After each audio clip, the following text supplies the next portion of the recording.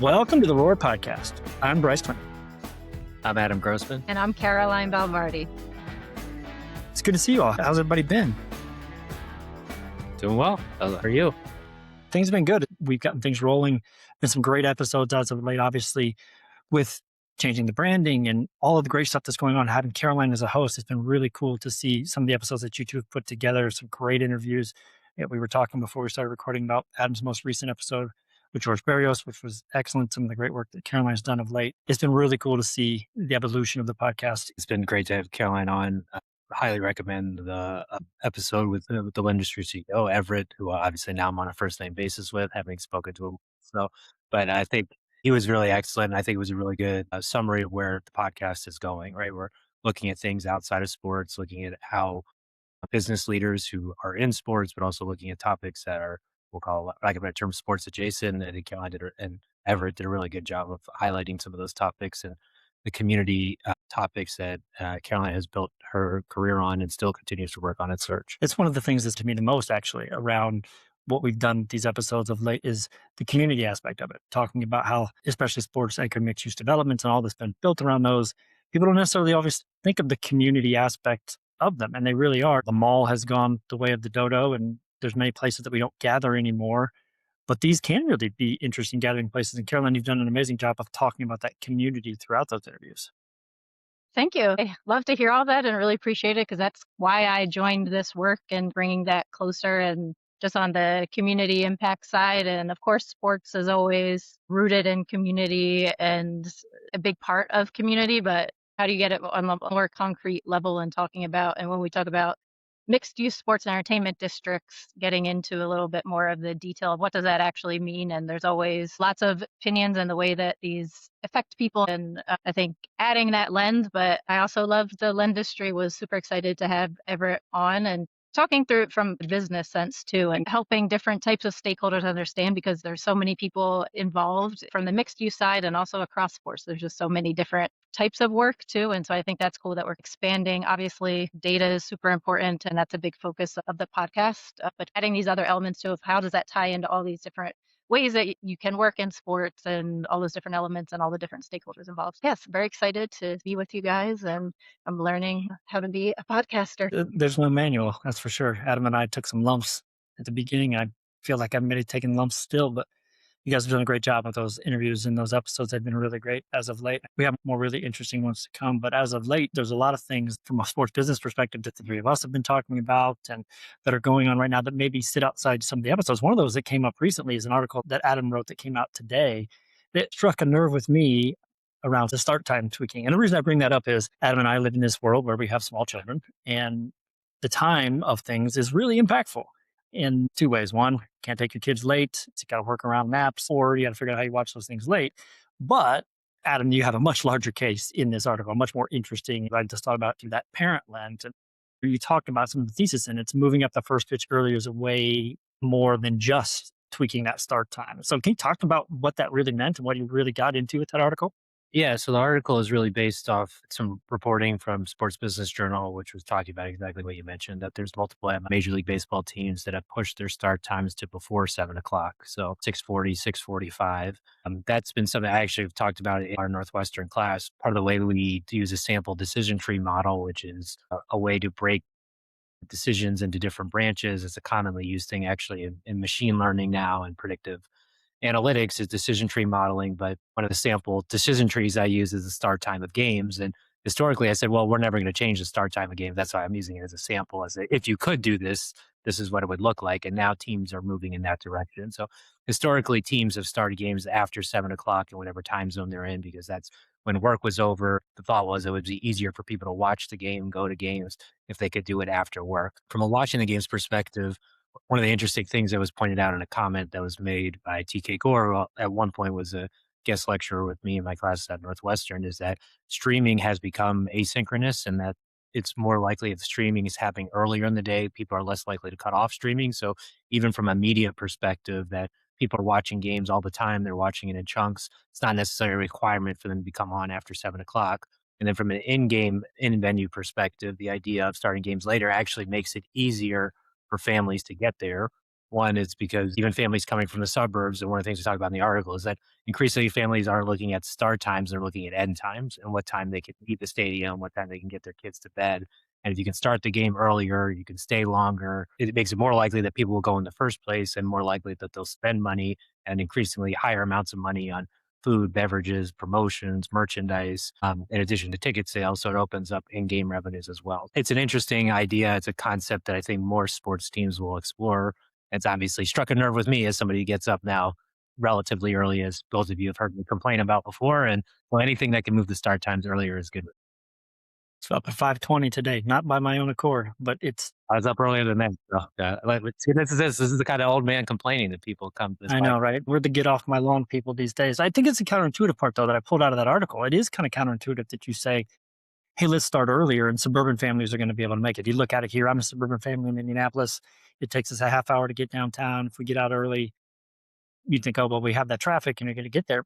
But actually, I kind of agree with it because the nature of work being more malleable in a lot of ways now, especially post pandemic times, summertime here, kids off of school, easier to get there. And you're absolutely right. The first question that my wife will ask is, when's it going to be over? And not because she's looking for the end part of it. We got to get everybody home, got to get them to bed, prepared for the next day.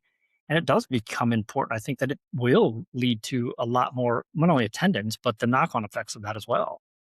Yeah, and it'll be interesting to get, Caroline, your perspective. You're a little bit younger than us, obviously, different stage of your life. We won't say your age, obviously, but it's more, I think what's interesting about that is one of the things that Major League Baseball in particular has done is instituted the pitch clock and has been well applauded for instituting the pitch clock to shorten game times. And if you combine that with an earlier start time, it does make everything more family friendly, family oriented, and that can have knock on effects for the reasons that we talked about. To be clear, obviously, the only fans of sports teams are not necessarily parents or either multifamily parent households, single family parent households. They're not the only fans, or suburban households versus urban households. There's a lot of factors to consider, but I think that moving it up in start time is good holistically, but obviously you and I come from one perspective. I think it'd be interesting to hear Carolyn's perspective that would impact her likelihood of going to a game. Yeah. I mean, one, from a personal perspective, I currently don't have kids. I have my nieces, and I think of the timing, of course. Yeah, I think timing is really important from the kid side. But for me, when I think of it from my perspective, the accessibility part, it comes to mind too. Of there's complaints about people not being able to access the live experience, the actual game. That's also an interesting lens to think about.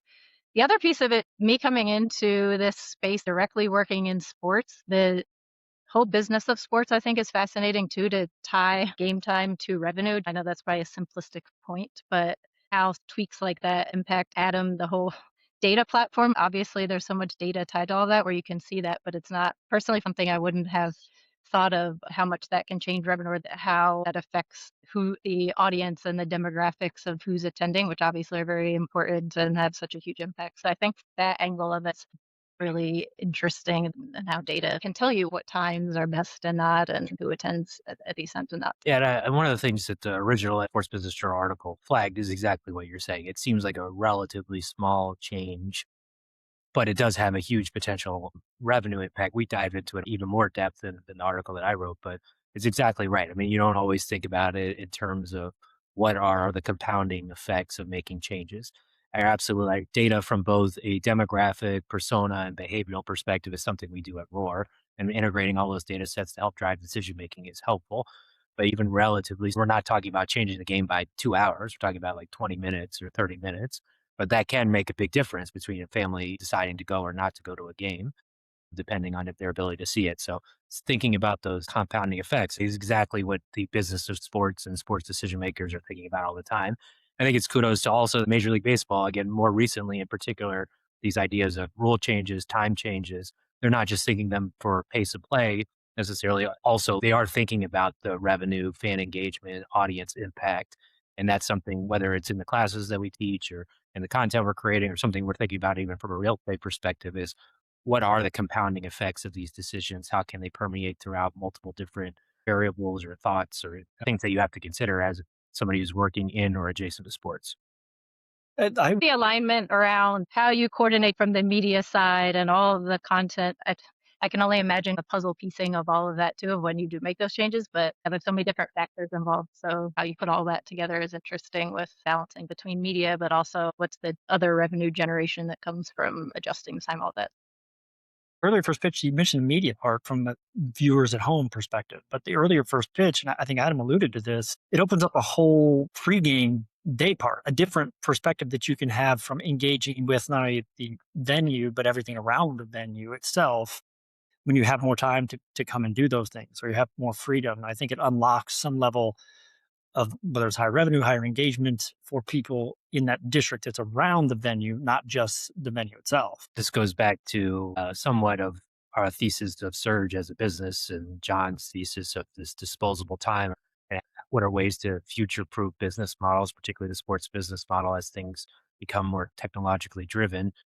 John, who's the CEO and founder and chairman of Surge, his thesis, which I think is accurate, is that people are going to have more time. And what they also are going to want, and we've talked about this previously in some of the earlier podcasts, human connection, right? So they want to go participate in live events. They want to make a human connection. John's not the only one. There's a lot of other sports decision leaders who are betting heavily on the live experience. Ari Emanuel and everything he's doing is probably another great example of that. But the idea of if you want fans to have these types of live experiences. And then from our perspective, from a mixed use development, it's not going to be fans. It'll be fans, residents, tourists, visitors, community members, sponsors or partners, all these different audiences. The earlier you can engage with them, the more likely you are to maximize revenue generation, the more likely you are to create these levels of audience engagement. And then from a search perspective, the more likely people are going to want to live, work, shop, and play in these environments. The sports anchor, SURGE stands for Sports and Entertainment Real Estate Global Holdings, but you need the sports and entertainment anchor. And one of the things you mentioned, obviously, about malls, I'm not sure I 100% agree with you that malls are dead. Actually, things like malls are making a little bit of a comeback, actually. Are they? Not all malls, but some malls. But that's the whole thesis. We have anchor tenants that are driving foot traffic.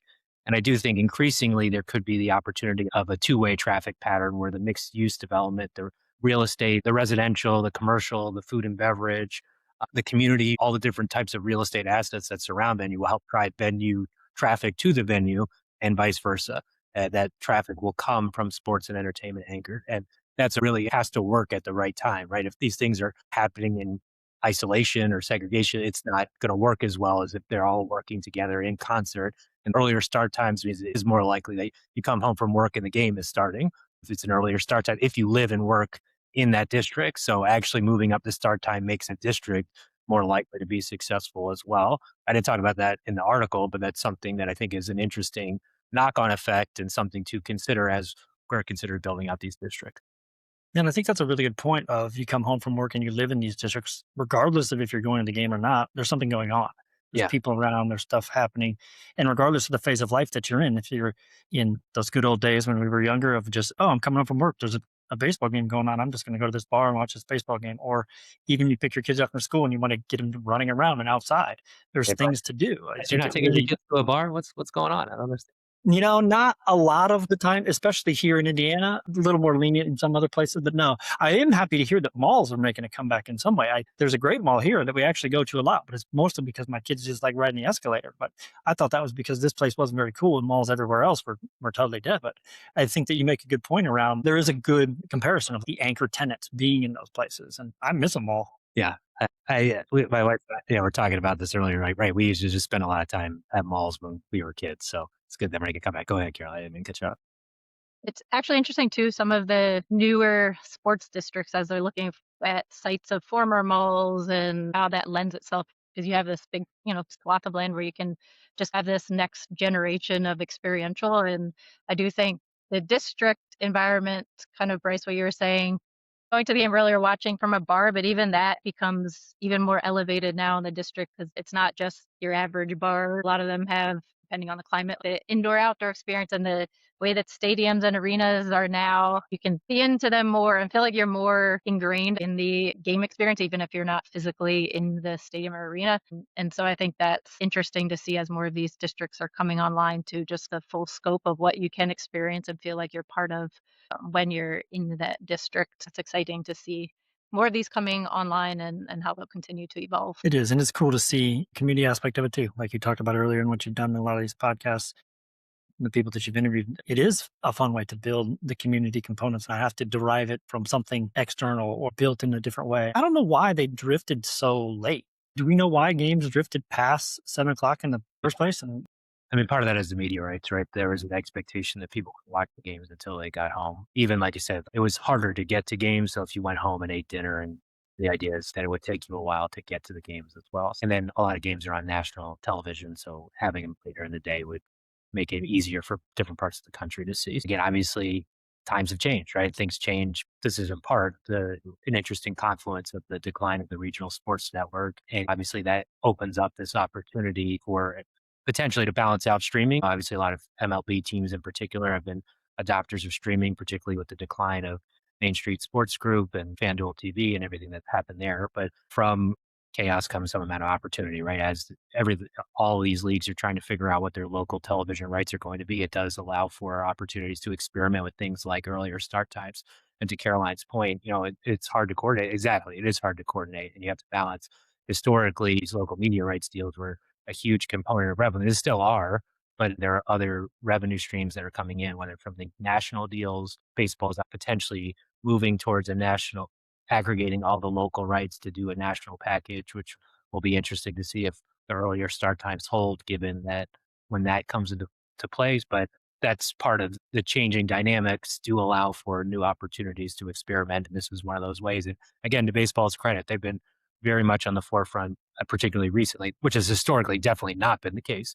But over no, the several years, they have been willing to lean into rule changes. And I think they've largely, but not entirely, but largely been successful in leading into these rule changes that have gotten the game to a better place. I think so too. And the NBA could take a cue from that. I think the start time last night was 8:40, I was gonna and the say, average yeah, game started. That's part of the I know. national. Yeah, like you can't, some of that, Yes. but like on a regular season basis, and also you're going to get attendance at those games. Obviously, the Knicks is an exception. That's clearly one of the biggest tickets, put aside your point of view of our current president, but that was clearly a very important game for New York. But in general, playoff games have higher attendance and they charge more and you make a substantial more amount of revenue. Yes, ideally for people like us, earlier would be better, but you have to think about the whole country, obviously, and globally as well. The interesting part of that too, the NBA, there's the media rights component of it. They have different things that slide in from a media perspective and lots of engaging things they do for the people that are sitting at home. And so there's plenty of stuff in that to see. I think baseball's done a great job.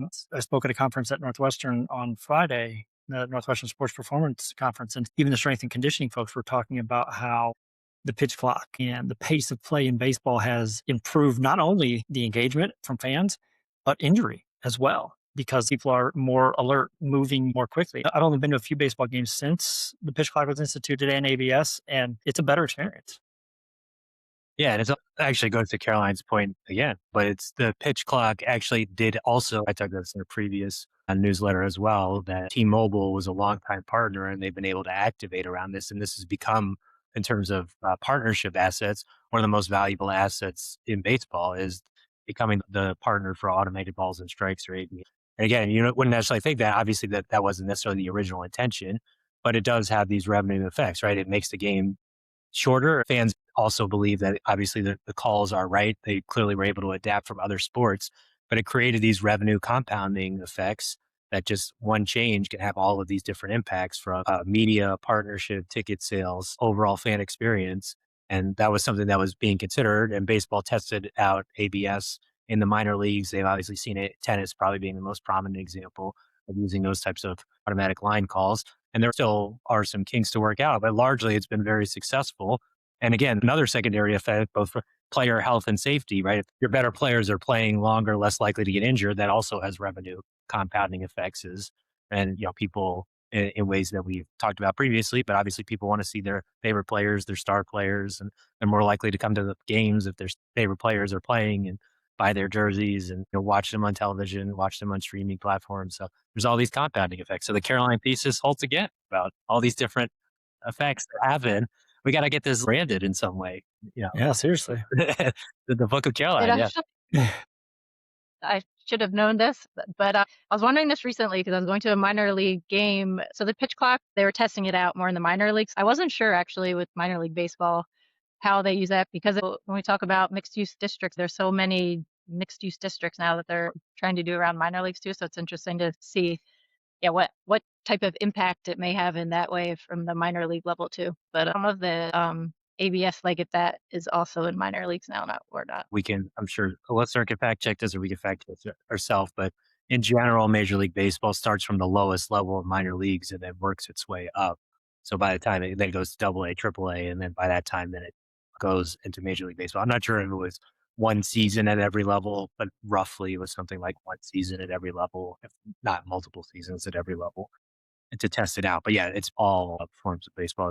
At least that's my understanding of it. And you're right about the mixed use development. It goes to what we're talking about earlier, right? If it can impact the pace of play, make it more likely for people to come, make it more likely for people want to live, work, shop, play in those areas because they want to go to the games. The games are shorter. It can have that secondary impact. The minor league thing, like you were saying, is a really interesting place for something like that because they're very family friendly and they're fun. I think the engagement you can create from a community perspective around minor league baseball stadiums and minor league parks is really high.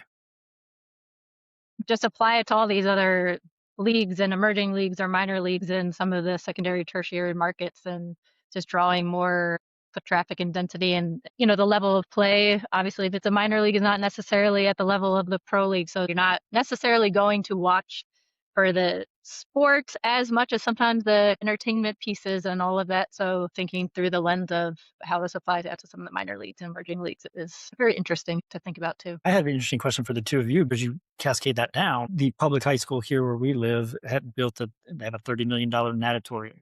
And there's actually an Olympic world record broken by a high school girl here this winter at the pool, but they also just built a $25 million indoor football practice facility. And around that, there's apartments. And it's almost like you're seeing it cascade down even to the high school level in some ways, which I think is really interesting. I don't know if that actually works, and this probably isn't the time to adjudicate it, but that makes you seem like there is definitely more to it because it does create a whole lot around that sports community.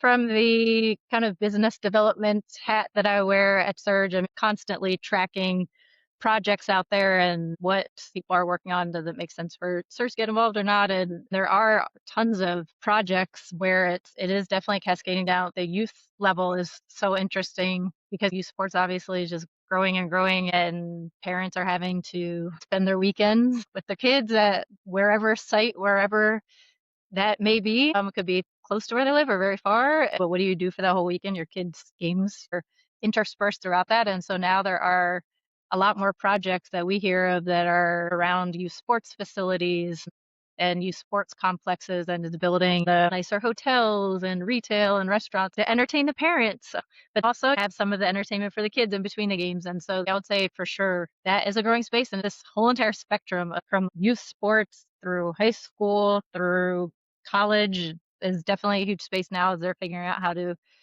be able to generate more revenue to pay players and attract them to their schools.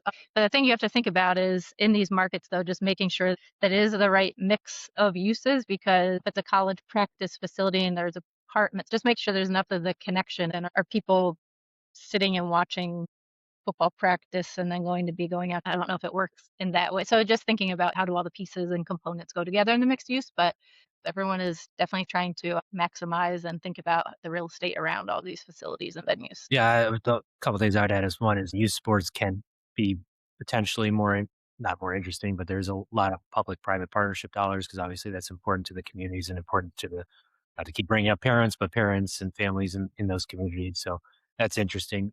One of the challenges, and Caroline was alluding to it right now, our goal is to activate something 365 days a year with youth sports and youth sports tournaments. Can you really do that? It's a similar thing on the collegiate level. Colleges have a built-in advantage, at least that there can be some forms of student housing. But even then, on the scale and scope that we typically talk about at Surge, is that enough to support everything else that, like exactly the way Caroline described, the retail, if you're going to have office space, retail in particular, from a retail and food and beverage and hotel perspective, is there enough foot traffic or enough demand? So some of those youth sports, I think, make sense for those communities. It makes sense to attract. It depends on the project, obviously, from a Surge perspective or from any developer or underwriting perspective. It's just figuring out the right way to make that work from an economics perspective. When you're talking like something on the professional scale, right? There's obviously more events. There's more people who are interested in those events. And And there's more people who potentially would travel in from different locations to come to those events. And making sure that all pencils out from a financial perspective is obviously one of the challenges from a youth sports and collegiate sports perspective.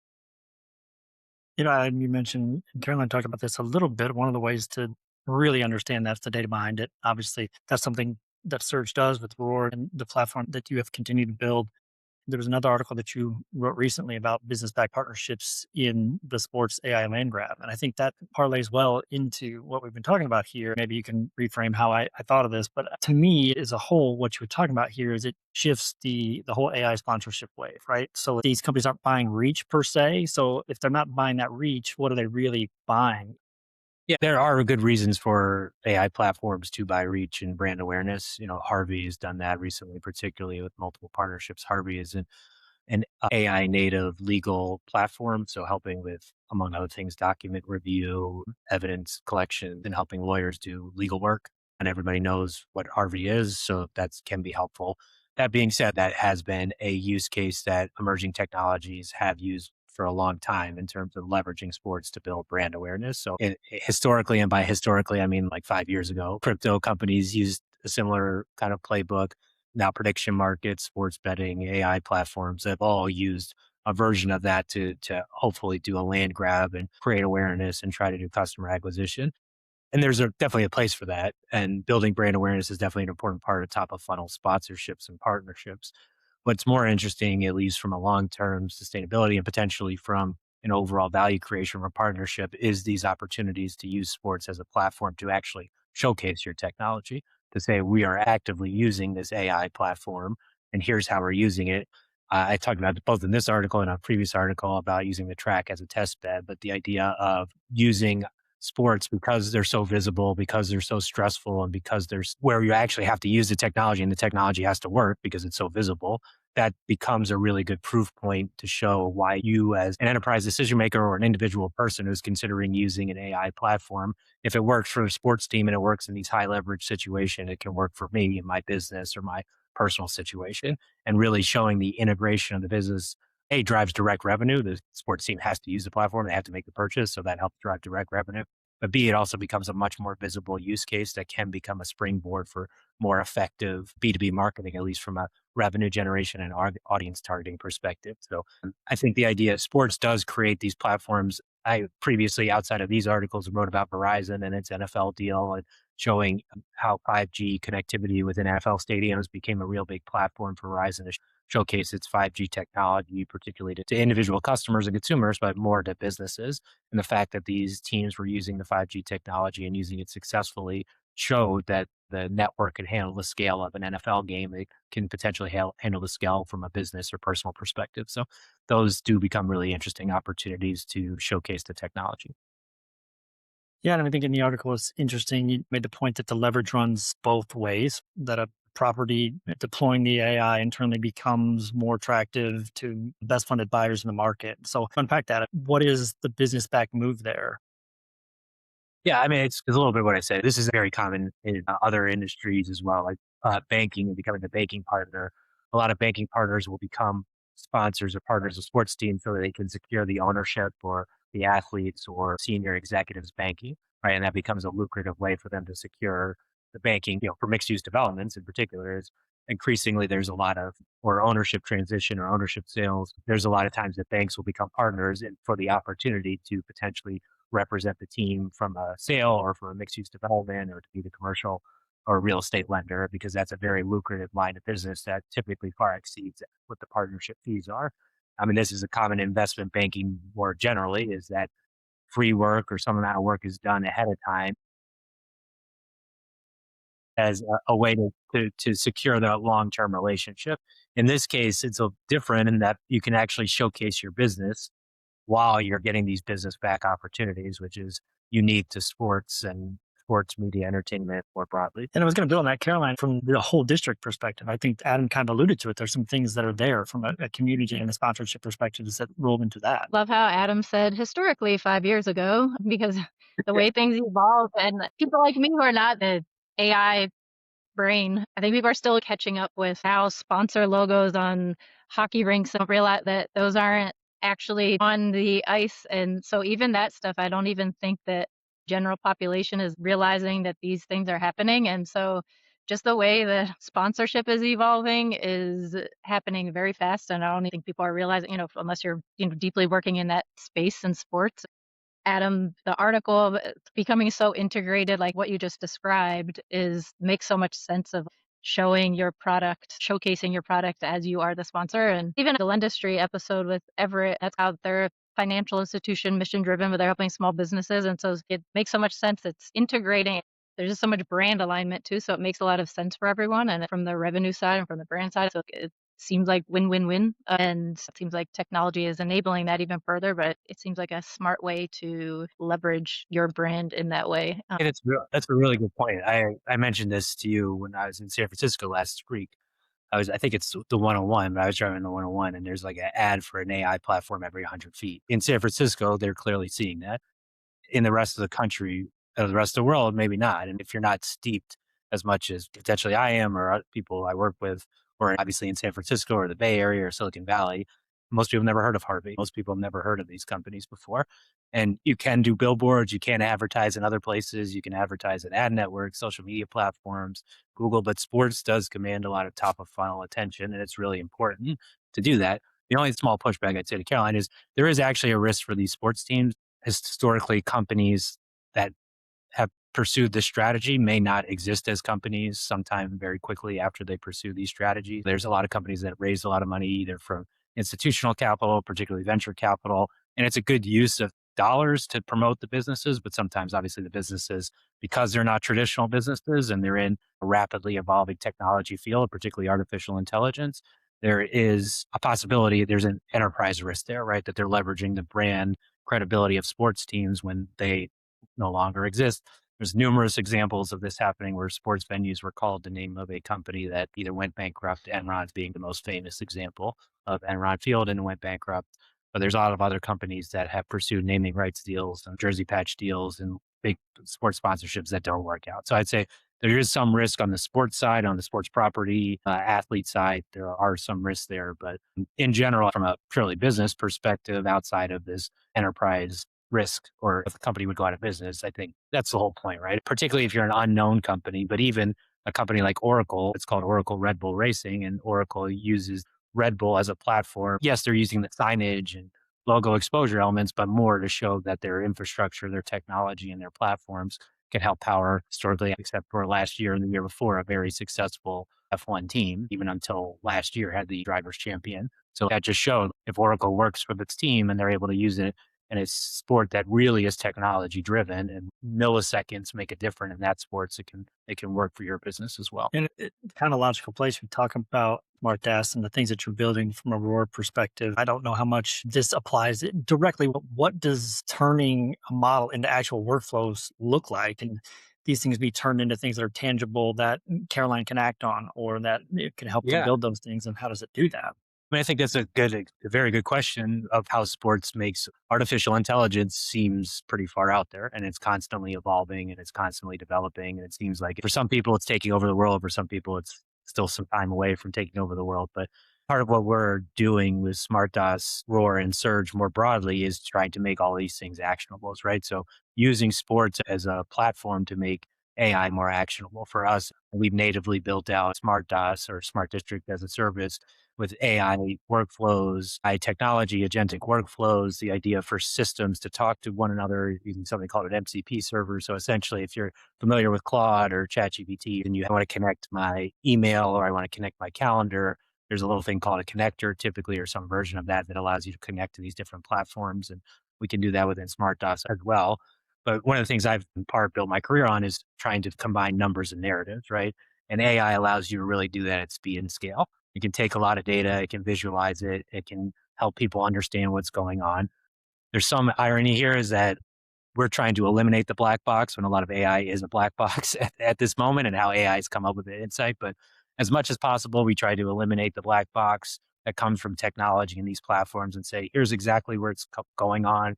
Here's where the data is sourced for. Here's other things that are most important to your business across multiple different revenue streams, including real estate. Here's how and why decisions should be made leveraging the data. We had a conversation with one of our clients yesterday, and one of the things he really liked was we can move from assumptions to if should our assumptions be backed by data, because we just didn't know before. We thought from our experience, and there's a lot of value in our experience, but we just want to make sure our experience is backed by the data. And AI in our use cases, can we combine experience and data? And can we make that so if you have the best of both worlds, you can make the best decisions, and data becomes a critical component to make that happen. And it's not a zero sum game in the sense Yeah. that that intuition and And the actually, understanding that they have is really good, but so is the data. And you combine them and you get some really good outcomes. yeah, and actually, that's one of the misconceptions with Moneyball to a certain degree. So Moneyball is kind of, Really. yeah, with the way that this, and even the Roar podcast, and before that, the Revenue Above Replacement podcast was based off ideas made famous by Moneyball. What's not as well known is that the A's actually invested more into scouting as they invested more into Moneyball, right? Because they actually knew what they wanted to look for. So if you knew what wanted to look for, you want to find the people who can help you find the things that you're wanting to look for. And that's something we talk to our clients all the time. Is the technology allows you to arm the people with more information.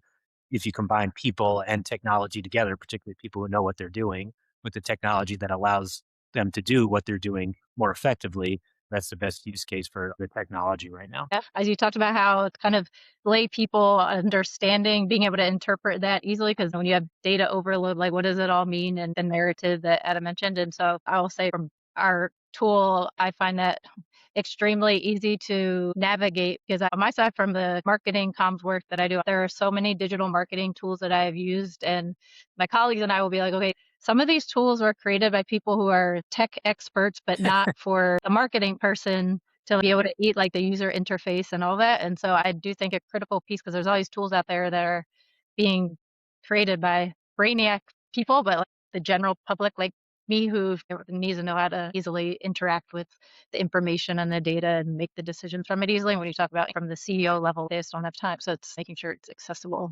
from being able to just easily navigate. So anyway, just wanted to throw that out there too. Made this joke multiple times on this podcast, but flattery will get you everywhere. Hopefully, if you take nothing else from our podcast, that's what you should learn. But that is exactly, from a smart DOS perspective, our objective, and is to make it actionable for senior decision makers. And you have to know what things mean, and why we purpose built this for sports, entertainment, real estate is so those decision makers can leverage the technology and make better decisions. So that's one of our core objectives with the smart DOS platform. And what we've seen in the work that you two have done in the interviews recently and the episodes we've had is you're seeing how some of those things are actionable from some of those folks. And that's only going to continue to spin forward. I know we have some great interviews coming up that Adam and Caroline both have scheduled. And it's an evolving conversation. As you mentioned, Caroline, it's got to be actionable, got to be able to be used. But again, the underlying data has to be good and it continues to compound upon itself. And so we'll have lots of great episodes coming up in the coming weeks. And we'll talk more and more about these things as they continue to evolve. But I think it's great to be able to catch up with the two of you and talk about some of these things. There's so many other ways we could go, but I appreciate the time. It's great to see you guys. And I know that we have some good ones coming up, so we have plenty to look forward to.